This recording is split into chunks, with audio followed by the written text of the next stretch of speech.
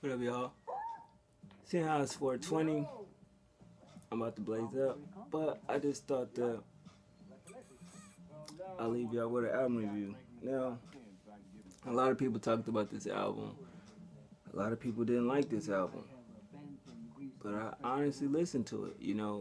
Without being biased. Of course, let's get it out the way. I still think that it was disrespectful for a nigga to try to make his shit called the Carter Six. Now, some people say that he sounds like a generic Lil Wayne, which, yeah, okay, at times you can tell that he definitely does try way too hard to sound like Wayne. You know what I'm saying? But what I went and did, I listened to all his old shit. You definitely can tell that the influence from Lil Wayne was always there, but recently it just seemed that he going OD on it. No subliminal. But at the end of the day, it's like when he made Stoner, when he made Danny Glover, you know, when he made the song with Tiger Hookah, you see all these songs that he made, all the mixtapes he dropped. I reviewed them before, you know what I mean? So at the end of the day, the only thing I didn't like was him taking shots at Wayne, him trying to be the new Lil Wayne, where I feel nobody can ever replace Lil Wayne. Aside from his personal dumb shit he does, as far as his hair or the way he dresses and says shit in his lingo, I like to just judge the music. So I went into this, like I said, not being biased, open mind to check it out, you know. And I'm like, okay, I didn't get the Carter 6 shit. Then at the last minute, he changed it to the Barter 6 because he's a big blood, whatever, what have you. You know what I mean? But at the end of the day, it's all about the music. So we got 13 tracks. Of course, he talks about a lot of, some would say nothing, you know what I'm saying? Weed, bitches, money, etc., etc. A lot of people talked about this project. You got Birdman on it, Duke, T.I., Boosie Badass, Young Dolph, Yak Gotti, Jaquez, and that's about it for the features. So the first track, Constantly Hating, I don't give a shit. That song bang. You know what I mean? The melodicness of the beat, his cool little melody, what he do. Birdman rap, but he should have just had like the little game spitting that he do. You know what I mean? The lyrics was decent. With that featuring Duke, that shit was dope. I fuck with that. The lyrics was decent. I love the beat. The hook was cool. Another cool track. So I'm listening to this and I'm like, damn, this nigga is 2 for 2. And I bought the shit the day it dropped. I'm riding with my bro, and it's like we listening to this shit and we like, damn, this shit now whack. This nigga, you know what I'm saying? My exact words was Wayne need to drop that Free Weezy album because it's like this shit is competing. And then I found out, it was gonna be on iTunes, so I checked it out and got it.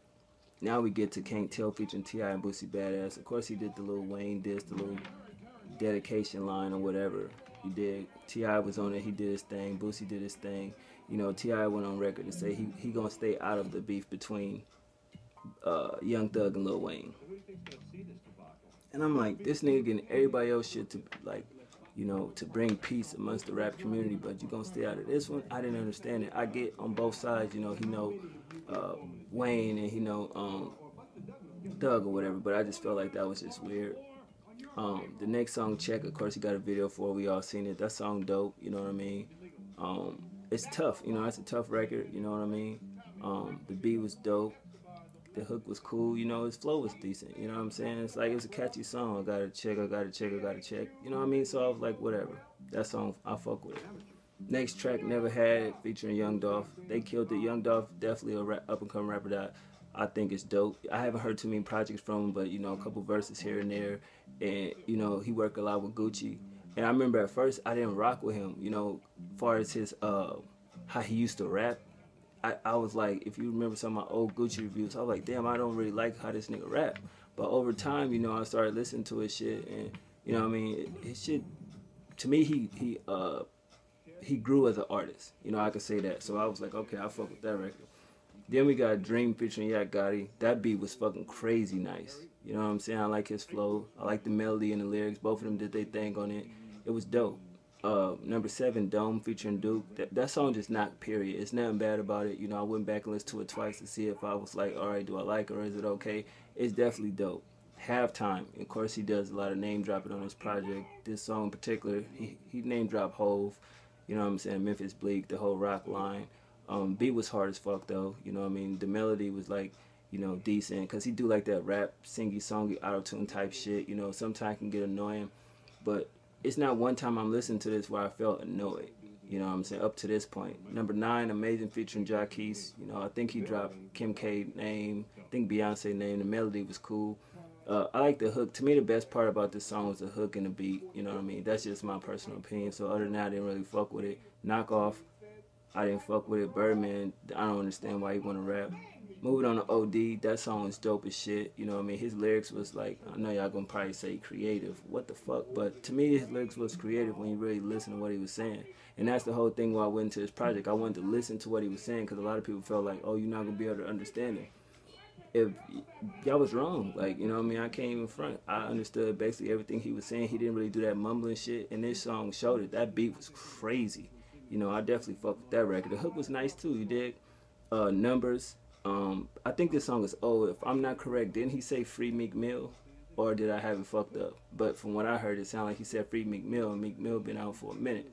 You know what I'm saying? So at the end of the day, I figured this is an old song. The last track, Just Might Be, I give it 3 checks, man. That shit is crazy. The beat is dope. I love that background sample that he used, you know, and I just felt like, man, he really rapped on that and said some shit. Like, it wasn't just a tough beat to where he just said some bullshit on it. His flow was crazy on that shit, you know what I mean? And his lyrics was clear. So overall, I fuck with this mixtape, though.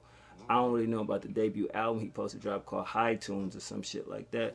But this was a fair project, you know what I mean? To me, the cover is whack as fuck. You know what I mean? He still would be considered a fake Wayne, but at least he delivered on this shit. And I look on iTunes, you know, I think it's what, the #1 project or some shit like that. So that's cool, man. You know what I mean? He did his thing. Like, I'm going to go back on Numbers where he talk about, you know, he doing numbers. And it's just like, this is his first official project that he dropped. So I was like, numbers, what? I guess, you know what I'm saying? But it is what it is. All the personal shit he go through, his tour bus being stopped, the kind of clothes he wear, him getting engaged to his chick, you know, that's all personal shit. I ain't here to judge people by their personal. Y'all know me, I like the music. I mean, if something is too crazy, I have to speak on it. You dig what I'm saying? But at the end of the day, he does some shit. I think he's like the biggest troll of the rap industry. I mean, rap music is not what it used to be in my personal opinion. I just feel like rap music is just a place where, you know, people pretend to be something that they're not, and they do shit just for likes on Instagram and fucking to be trending on Twitter and shit. Nobody takes the craft really serious no more. But overall, I give it a 7.5 out of 10. I think that's fair. You know, I like 10, 11 joints, you know, out the project. You know, and production is fair, about 7.5 as well. It wasn't bad. I thought this nigga was just gonna come on here and do a bunch of bullshit, you know what I'm saying, just to get people to talk about it, you know. No promotion whatsoever, you know, other than us talking about it from, you know, journalists to people that do YouTube videos and shit like that. So he got basically free promotion, you know what I mean? But at the end of the day, it's not a bad project, you know. So I'm not even going to delete the songs I don't like. I just won't listen to them. But it was worth the money, you know what I mean? If they did a physical, I probably would buy the physical because it's just something to make a statement that this nigga almost released a fucking project that was called the Carter 6. So that's going to be a moment in 2015 when we look back on the year. His name going to have to be, at least if you do a top 10 of anything, you got to put his name up there because that shit was, it had the internet nuts. It had, you know, people talking about it, you know, high school kids, college kids, you know, everybody was talking about this thing going to drop something called the Carter 6. You dig? But overall, man, personally, I don't have nothing against the nigga. I know I say a lot of shit. The music is cool, you know what I mean? Because if this shit was whack, I'd come on this motherfucker and say it was whack. Now, if you haven't heard it, I don't feel you can actually make a comment on the project because I didn't listen to everybody else and they said it was horrible. I wanted to listen to it for myself. I can't review something. And I said I wasn't going to review it, blah, blah, blah. But at the end of the day, I wanted to see what all the hype was about. Because just the title alone was like, that's cool. But every fucking day, every week, it was something about this shit. So I was like, you know what? I don't give a fuck what I said. I want to talk about it.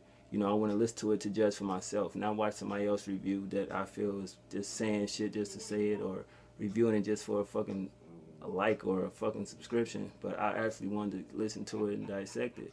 I mean, it's really nothing there, but at the end of the day, it just shows that if he actually wanted to rap, instead of just mumbling shit and saying nothing, he could. I mean, it's not hard to rap. Like, look at 2 Chainz. You know, he went to college and got a degree. So people get this rap shit fucked up. People choose to dumb their shit down for a reason. All that lyrical shit don't sell. I think we understand that. But Other than that, Young Thug Barter 6, it was cool, man. 7.5 out of 10. Y'all let me know what y'all listen to, what y'all liked on this. You know, if you listen to it, don't comment if you didn't listen to it. Yes, we know the cover is gay as shit. Yes, we know he do homo shit. He say homo shit. I'm asking about the music. If you listen to it, what did you like about the project? What was your favorite songs? What was your least favorite songs? What was some of the lines you thought was kind of ill in a way? You know what I'm saying? But other than that, Barter 6 review, finally out. I'm out. Happy 420 to everybody, man.